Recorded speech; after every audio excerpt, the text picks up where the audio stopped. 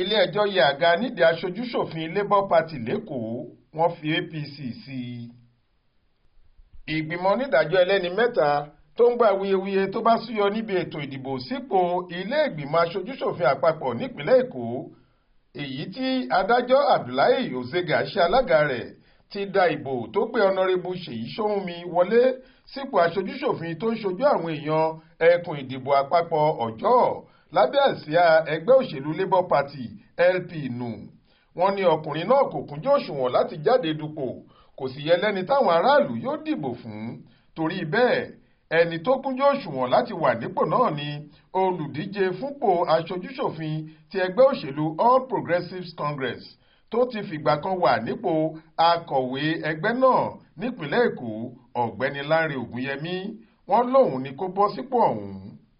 Ìdájọ́ yìí wáyé lọ́jọ́bọ̀ tọ́sídẹ̀ẹ́ ọjọ́ 24 oṣù kẹjọ ọdún 2023 yìí lórí ẹ̀sùn àìkúnjú òṣùwọ̀n olùdíje ẹgbẹ́ LP, èyí tí ọ̀gbẹ́ni Ògúnyẹmí torí ẹ̀ pẹjọ́ síwájú ìgbìmọ̀ tìrìbùnà.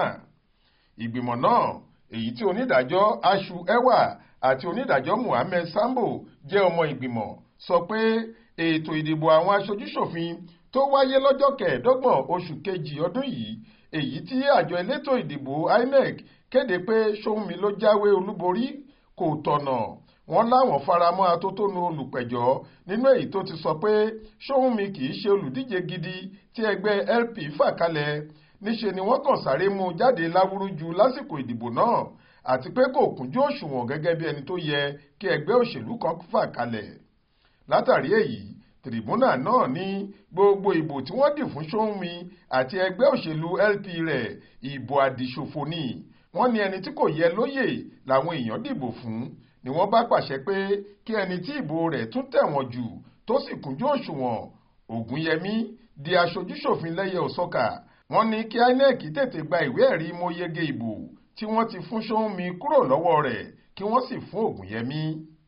Ẹ ó rántí pé lọ́sẹ̀ tó kọjá yìí ní ìgbìmọ̀ tìrìbùnà kan èyí tó jókòó nílùú Àsàbà, ìpínlẹ̀ Delta, yọ aṣojú-ṣòfin ẹgbẹ́ òṣèlú LP míì, abilékọ Ngozi Okole, tó ń ṣojú àwọn èèyàn Aniocha àti Oshimili nílé ìgbìmọ̀ aṣojú-ṣòfin bí ẹni yọ jìgá, tí wọ́n sì kéde Ndudi Elumelu ti ẹgbẹ́ òṣèlú People's Democratic Party PDP gẹ́gẹ́ bí ẹni tó jáwé olúborí. Onídàájọ́ AZ Musa ló ṣalága ìgbìmọ̀ tìrìbùnà náà. Faith Adébọ́lá ló ń jábọ̀ ròyìn fún iléeṣẹ́ tẹlifíṣàn Aláròyé online.